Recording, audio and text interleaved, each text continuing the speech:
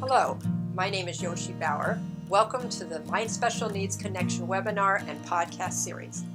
As a parent of children with special needs and as a professional advocate, I understand the challenge of connecting parents and professionals with the information that they need to serve children and adults with special needs. At My Special Needs Connection, we empower parents and professionals through valuable instruction and insights of experts in the special needs community. We're excited to come alongside you to provide you with information that you need. Let's grow through the exchange of knowledge and the hope of success. Be sure to subscribe to our newsletter and YouTube channel for new releases. Please enjoy our webinars and podcasts. Well, I want to welcome you to this podcast. We have with us today Yoshi Bauer, who is an advocate. She's also the founder of My Special Needs Connection, which is a website that is designed to provide informational webinars and podcasts from various experts in the community to give instruction to parents and professionals. It's all free. You can log into the website to get more information and find out new releases at www.myspecialneedsconnection.com. Before we get started, just a quick disclaimer. Yoshi is an advocate. She is not an attorney. So none of what's presented today is intended to be legal advice. With situations, there's always differences in facts and nuances, and your state may have different rules or laws than other states, so be sure and contact an attorney in your particular state if you have any legal questions. Yoshi's going to be talking about advocacy and distance learning. So welcome, Yoshi. Glad to have you. And if you could just start by giving us a little bit of background about yourself. Okay, thank you. I'm happy to be here. I am the parent of 2 adult children with Down syndrome. And then I also have a son who had an IEP for all through school for health reasons.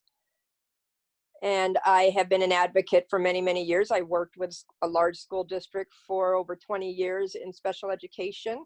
And I am a founder of the website My Special Needs Connection. It came out of a desire to be able to connect parents of kids with disabilities to the resources that were available for them in the community and to other parents. Wonderful. Great. So we're going to be talking about distance learning, and I know you've had a lot of experience with this changed model over the past few months, and I know you've learned some things, and you've been able to help parents and make recommendations. So let's get started. So the first question I have for you is to tell the listeners, what is distance learning, and what have you seen in your experience with IEPs over the last 2 to 3 months? Right. So a little background, due to the coronavirus pandemic, basically all school districts in California closed down probably around the middle of March. And because it was not known at the time that it was going to be long-term, it was just basically a school closure. Teachers were not really given anything more than a 1-day notice, and they were not allowed back in classrooms. So when it became apparent that this would probably be a long-term, especially long-term meaning to the end of the semester issue, then schools decided that they were going to shift to a distance learning method for all students, where teaching would go online, and for children with IEPs, services would go online. And that began in some of the larger school districts around the end of April. And some of the smaller districts didn't start until a little later than that. And what kind of highlighted overall the distance learning was, I would say, confusion. So basically, the overall distance learning was comprised of teachers that began some form of online sessions with students, and generally that was through Zoom meetings, and it varied. Some Zoom sessions were very brief and they didn't require, the student to really be online, and they just gave homework assignments out. Others were a regular 5-day a week, an hour every day kind of a class session. So what I saw throughout districts was that it was just so varied. So even within the special education, some of the SAI setting consisted of the whole group, and some were done one-to-one. It wasn't even consistent, and isn't really consistent even throughout a district. Most districts made sure that the students had the technology and the online access to participate online. So they issued laptops and things like that. But one of the things that was left out was whether or not parents knew technologically how to access this, the online classes. And I think that's a real important point. Right. It's just obviously the parent is more involved in a distance learning model in helping their child access the education. Have you seen any parent training or parent support to help Right. these So, and parents help their yes, children access their education? yeah, and that is something that, and I'll discuss it more later when we talk more about what you can get in your IEPs, but that is something that I have requested at many meetings, because when I hear that they can't access this, I get a couple of responses. And one is a district saying, well, we tried and it didn't work. And then another is, well, we don't really know how we can train these parents. And so what I've asked for is, all districts have IT personnel, and most districts have been maintaining and being able to still make sure that all of their employees are working in some form from home. So IT is able to, because they were able to, some districts have gone above and beyond and made sure that everybody was connected and gave free internet service, et cetera, et cetera. But I put in usually a request that IT connect with the parent to figure out what the issue is. Is it a service issue? Is it that the laptop that was issued just doesn't work? Is it that they don't have the proper apps and those kinds of things? And then for some others, when I get the response of, well, we tried and it didn't work, my response is, then we must think outside the box. So a few districts have offered like paper and pencil tasks to students and things like that, and who just, even though the parents know how to access technology, the student just can't do it. And so I request things like that. I request that they, if a student just can't, or they don't have the technology, or parents can't access it, create a DVD, send it to the parent, and then they can play that DVD with the speech session or with, things like that. So I think a key really is thinking outside a box, and kind of requesting that districts do a little bit more of that. And it's kind of hard, because like I said, there were a lot of disputes and a lot of confusion as to what could we legally do, what can we legally not, what is the district giving. And overall, I found that most people, from even admin down, were not given a lot of training throughout this time on what they could and couldn't do, couldn't say, how they could implement things. So there's been, I would say that this distance learning has been marked with a lot of confusion, a lot of variance. I literally, from districts that are giving no service to districts that are doing a really great job of giving, regular services in speech and OT. Again, some that are just doing very, very generic and nothing individualized, to some that are more individualized. I think in the long run, what has happened through these last couple of months is that parents have had to become the main implementers and instructors for their children's education through the distance learning, and it has been a very difficult thing. Yeah, well, that's a great point about technology and just giving parents that access. But my next question is, and it's sort of a segue into what you've already been talking about, but how can parents improve services and accommodations in the distance learning model to get the most for their child? And we know that even when schools reopen, there's probably going to be some distance learning component. At least that's what we've heard, because of the Yes. numbers. They probably can't bring all of the students back at once, so it may be kind of a combination between brick and mortar and distance learning. But what are some suggestions you might have to improve those services and accommodations in distance learning? Right. So, like I said, services have been really inconsistent. Okay, and there have been a lot of different interpretations of how the services can be done, and a lot of times I have had clients who have said, I haven't even been contacted by service providers, or they're just they went to a total consult mode where they're just kind of checking and saying, hey, how you doing? And I think that one thing that has to be addressed when we are back into school and whenever parents have IEPs is, hey, why, tell me specifically, if you're not giving services, if you're saying that you believe that it is legal, or that you believe that what you can only do in your district is a consult, why? Because since there are other districts doing so much more or doing things so differently, I think parents have a right to say, hey, why? Show me why. If you're saying that, well, we absolutely can't do anything other than this, I think parents have a right to say why.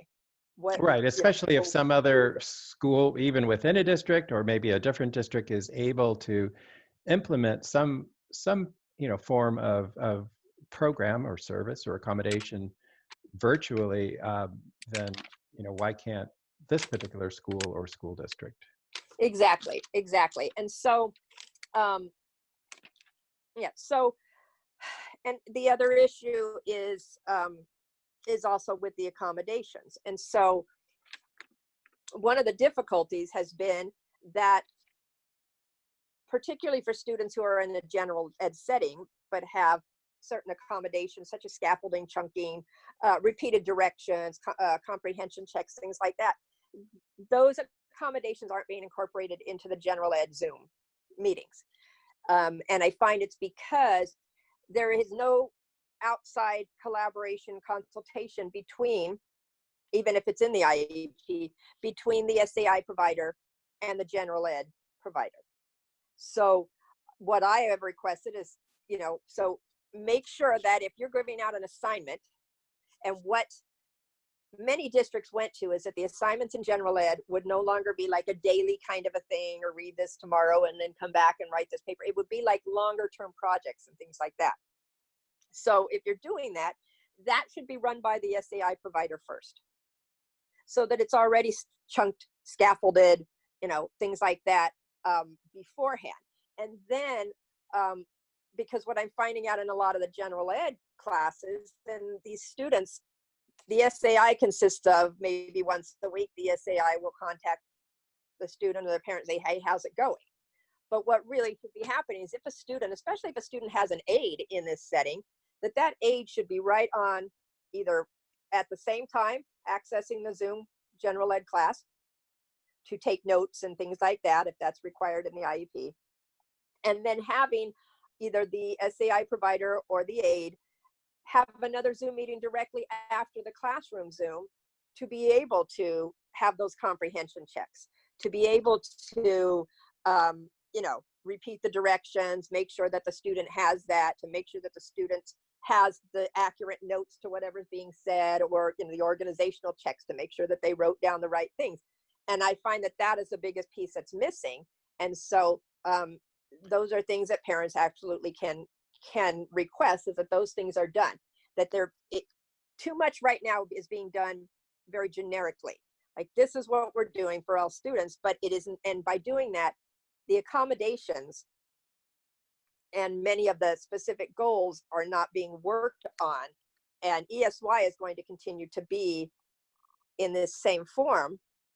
And so I feel like this is something that that parents can make the services more useful by really exploring with the district the why. You know, why is it being done this way? How else can it be implemented? How can we have that same consult collaboration going on with service providers and SAI, from SAI to general ed? How can we make sure that these accommodations are being done? And something that I'll talk about more in detail is also requesting the data that's kept. How are you keeping data on what you're doing? So if you're accessing Seesaw from my student and my student is doing that, is anybody really keeping the data on whether or not they completed it successfully? And how does that relate to a goal? Which goal is this? Because just to give academic tasks for a student who is in an all day SAI setting, say, if you're just giving out academic tasks for the sake of giving something out every day, that's not really appropriate, because how does it relate to their goals? And how do you then measure any sort of progress that might have been made at the end of the distance learning time? So I feel like, you know, parents can really, you know, press districts on what goals are being worked on, how are you keeping that data, you know, how's collaboration and consult working, and how these accommodations are being met throughout the sessions. Those are great suggestions, and I think we can talk about just preparing for the fall IEP, because obviously that is coming. But I like your suggestions just on accommodations, and I think there just needs to be more collaboration. I think I hear you saying between the special education provider and the general ed teacher. You know, before the assignments, and certainly after. I mean, there could be like a breakout session, right? I mean, you could do a Zoom. Yeah. And there could be a breakout session with a special education teacher after, you know, the instruction from the general education teacher, just to make sure that the understands the material, understands maybe any assignments, has any questions. But yeah, it just, obviously an IEP is supposed to be a team effort, and even the providers need to be connected with one another, right, to make it successful. Right. Good. Right. Absolutely. Okay, well, let's jump to our last topic. You've already kind of started to talk about that a little bit with the data keeping, but you know, there's going to be an IEP presumably in the fall when students, you know, come back to a brick and mortar situation. So yeah, just go over a little bit about the data keeping. I assume part of the reason that that's important is we don't really know where the present levels are going to be once they return to school, because who knows over the distance learning period whether a student has progressed, maybe not, you know, progressed at all, just flatlined, or possibly, you know, regressed, and maybe even some serious regression. So those present levels are gonna have to be addressed once school reopens, and data's going to be important for that. Right. Absolutely. So just a few days ago, the California Department of Education released their guidelines of what needs to happen for schools to reopen. And along with that and the state health guidelines, districts are now faced with several different options that they've been given, including staying out on all distance learning, and hybrid, and then there's different options for hybrid. And right now, it's still up in the air. So several larger districts have come out and requested that, hey, you know, in order to comply by some of these and take all of our students back in and start operating this way, we need more funding. And that hasn't been addressed because, you know, everything has been shut down for so long. So right now, here we are in June and getting towards the middle of June, and really there is no solid guidelines in place, I believe, for any districts for reopening in August. So at least in the state of California, California, right? Right. Yeah. So these are the things that they're kind of, what I'm hearing from all different districts and administrators that they're working on. Some of them have come out and said, okay, we're going to do this, and immediately met with protests. So there's a lot of stuff that is still up in the air with that. But what I've been hearing overall is that most likely, yes, it's going to be a form of a hybrid. And so whether that's half the students coming Monday and Wednesday and doing distance learning Friday, and the other half coming Tuesday, Thursday, and doing distance learning on Friday. Now this creates a lot of confusion again and issues because, I'm hearing from a lot of parents, well, look, though, I'm not on lockdown anymore. My job has started up. I have to go. What do I do with my student when I'm not there then to oversee distance learning? Or, so there's a lot of these complications of how this is going to work. There's one proposal that the Department of Ed gave out is that half the kids can come one week and the half the next week. So what recommendations would you make for when that, right. let's assume that IEP does occur in the fall when schools reopen, at least right. partially? And so first of all, I would not assume that the districts are not going to call IEPs for all students unless they have an annual coming up in the fall. Mm-hmm. So what I have put in for all of IEPs I've been doing over this distance learning is that within the first 30, 45, 60 days, whatever we decide on, that an IEP will be held, because if this is a student who, their goals were set, say, in January, and their annual, and they only had a couple of months, to work on this stuff, and then they've been out all this time and on distance learning through ESY, and then they're going to come back and not anything addressed until the following January. So I put in there that within the first 30 or 60 days of the school year, that an IEP will be held where the district will gather informal assessments to determine what those present levels are currently. Because present levels may have changed from what it is in the IEP due to regression. And that's when I ask, let me see the data you've kept. Because even if you haven't requested it, they should be keeping data during online distance learning. That's a good point. What about data, just speaking of data, what about data that the parents might keep? I mean, do you have any recommendations for parents in kind of keeping their own data, since obviously they're with their child during the day, and assuming they're not at work or busy with other family members, they might have the opportunity to keep their own data? Right. So what I say is, hey, first of all, as I've requested, get a written overview of what, if they won't address it in the IEP, request a written overview of what the online is looking like. What is distance learning? What are you proposing? How many hours? What time of the day? Service hours, who's going to collaborate, whatever.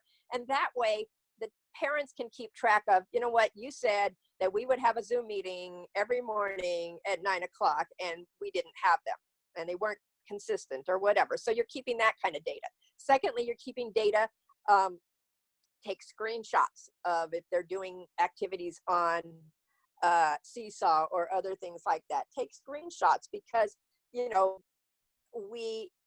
we can't accept when we come back into a brick and mortar setting, them saying, well, this is what I did. We did so many hours of this Seesaw and the Zoom meetings, without there also being an outcome. So was the student able to access it? Were they correct? Were their answers correct on the things that they were doing on Seesaw?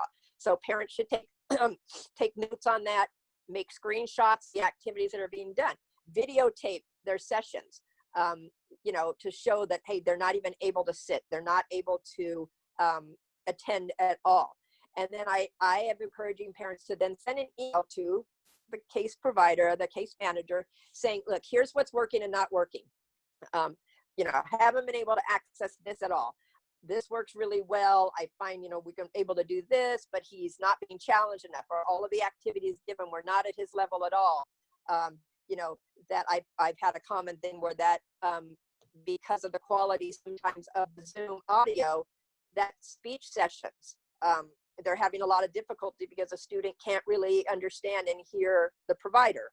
So all these things should be documented, sent out in writing to the case manager. And then when you come together at an IEP meeting, they need to address that. How are you going to address it? If we're continuing to do some distance learning, what is this distance learning going to do? How are you going to address the need? And I think there's some very specific things to ask them to address in that IEP meeting. And one is, like I said, the present levels. Let me see the data that you kept, and note if they didn't keep any data. Here's the data that I kept. What are you going to do about these things that I'm saying aren't working, these things that I've seen? And then I think it's fair to have a discussion on how do you compensate, not in a legal form, but like maybe are there needing increased service levels? If this is a student who has intense behaviors and the behaviors have just gotten out of control, do we need to increase the level of behavior support that they're getting? Things like that. If they were in the middle of learning emergent language skills and that is just totally regressed, do we need to step up the number of speech hours?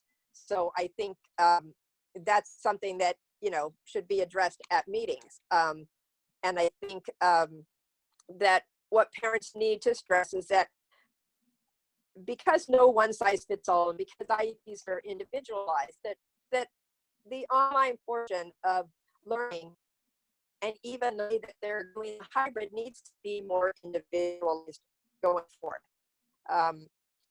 Like we talked about, if they're a general ed student, then maybe they need to do a class Zoom and then a one-on-one. I think that one of the things that's been left out all of this time is the goals. And I think parents going forth need to say, hey, okay, then what goals are going to be addressed? Are they going to be addressed in the classroom, or are they going to be addressed on the online? How are we going to differentiate this? I think one of the things that may come about is that they're going to suggest that services now be done during the in-school portion and more academic be done on online. But that's not necessarily appropriate for students who have some real deficits in academics and need to have a more one-to-one, face-to-face kind of academic type learning. So I think that in the fall, parents have the right to really push that this model be very individualized. And like I said, so what I suggest is if your IEP does not come until later the following year, or if you have real concerns, that you request that IEP meeting, because they're not going to automatically give one, and that you request that IEP meeting, and that they are being able to take some data to get present levels, update that kind of stuff, determine the regression, determine the any progress that's been made.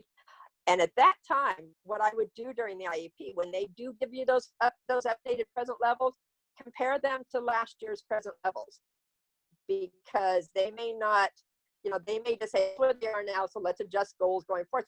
But if you compare and there really has been a huge regression, that's when you're saying, this put together with my data, put together with things I'm seeing, we really need to address this regression, other than just saying, okay, from here on in, we'll just start with this baseline and we'll move on.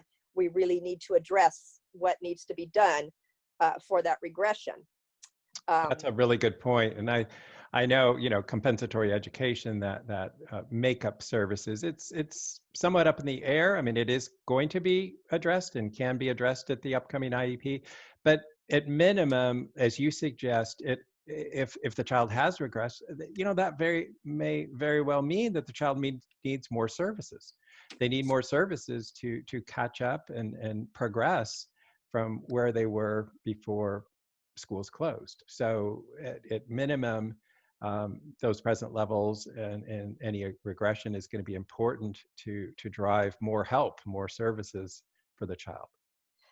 One of the things that you have to then consider is if they went ahead and did all online assessments, you really need to look at those and say, are those appropriate? Am I going to need to ask for them to be done again, or to have independent assessments done?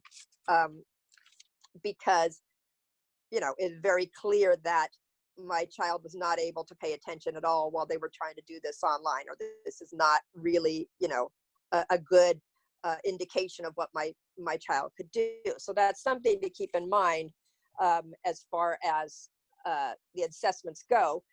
And I think that when you're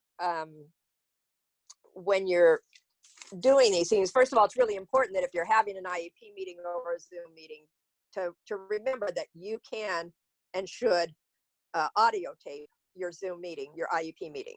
At least in There was some California, you have confusion. the right. Yes, and there was some confusion because some districts are saying, no, you can't do that. And yes, you can. You cannot videotape it, but you can audio tape it here in California with the 24-hour notice and things like that. So I would say, continue to do that.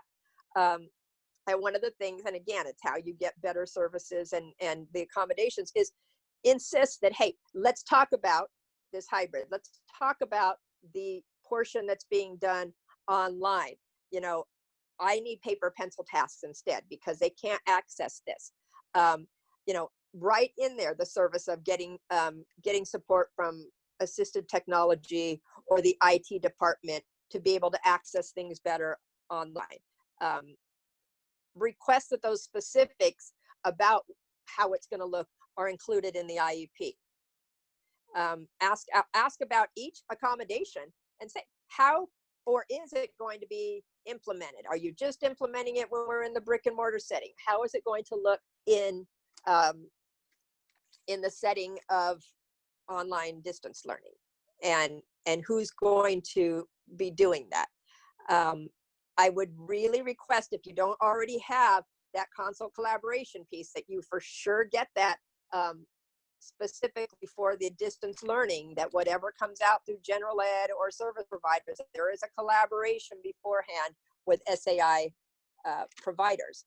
Again, if visuals, checklists, if your student is using visuals, checklists, behavior plan, first this, then kind of charts, request that you get copies of that, or that teachers can send you pictures of those so that you can use that same universal language and universal behavior management techniques at home.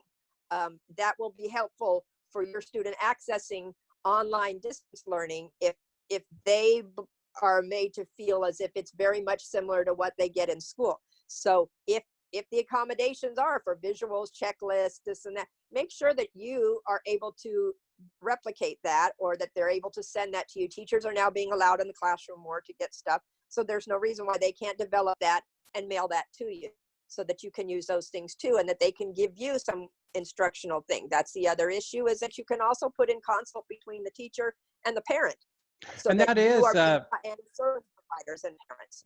right, and that is one form of related service, right, which would be parent instruction or parent training. Yeah, and generally we don't put that in unless it's, say, AT. So, if the student is having an augmented communication device, that we would put in that, that the speech pathologist or the AT person would also consult with parent and teach them how to use it. And then and we'll put sometimes communication notebook or communication on things back and forth between teacher, but generally you don't put in an actual consult. But like I said, since parents are being made to be really the main implementer of online distance learning, there really should be some consult between, like, service providers of letting parents know how to do this at home and how to get them, and the teacher, here's how we here's the countdown that we use, or here's how we do our circle time and the words that we say and things like that, because I think that's very, very important, and parents shouldn't have to start from scratch. And the students, it will help that transition because they believe, that it's very similar. They begin to see that it's very similar to what they always did in school. And then I think it's a really fair request to request more individual Zoom time. Right now, like I said, everything's so generically, like all my students are going to get every day, I go on for an hour with every student, but there are some who are just going to require a lot more, especially students who would normally have an aid services in their IEP. That means that they're needing a little extra one-to-one help, and so they should be requiring that on their online time too. In your IEP, have them write in a request that you need more direct online services. If you're, especially if you aren't getting any at all, but request that it be more individualized, because right now I'm hearing from a lot of clients that speech and OT services just are suggestions of websites or watch this video. And so I think that if going forth online distance learning includes still having service providers at home, then I think we need to really request that it is much more individualized. And then how those services, and even now, how the services that you got during this period now, and then what you're going to get going forth, how are that relate to the goals? And how are you keeping that data to show that you're working on specific goals and what the outcomes are? Oh, those are great points. Right. And so then I would say, the last thing really is, parents there's a lot of outside stuff that parents can access to. I think, you're going to have to supplement. There's just this is uncharted waters, and these are emergency situations and various things. Many museums, zoos, aquariums, things like that have offered some free online enrichment programs and tours and things like that for students. There are some free typing and educational type programs online. And so those are some things that I think parents should look at accessing for their students to just supplement, because we know that this is not going to be an ideal situation. Good point. Good point. Well, you've given us a lot of information, and I know parents out there and even professionals are going to find this very, very helpful. So I want to thank you for taking the time to meet with us, Yoshi, and hope you have a great rest of your day. All righty. Thank you.